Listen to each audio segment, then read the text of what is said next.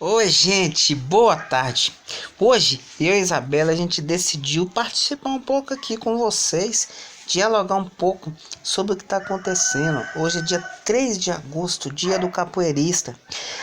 E a Isabela desistiu de capoeira. O que a gente faz para ela animar a voltar? Alguém tem uma dica aí? Vocês aí, se gostou, dá um link pra gente aí.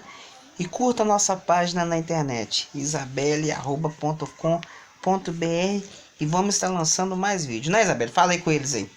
Nós vamos estar lançando um vídeo e siga a gente no Instagram, né, pai? Instagram, Facebook, Twitter, né?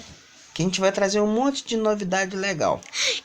E depois, quando nós for viajar, vocês podem ir lá com a gente também. Nós vamos no Cabo Frio. E amanhã no Parque Municipal. Se vocês quiserem, pode ir no Cabo Frio, no Parque Municipal. E agora eu tô descendo pra treinar a segunda parte do treino, tá bom? Ele já foi! Mas eu vou em outra. Abração!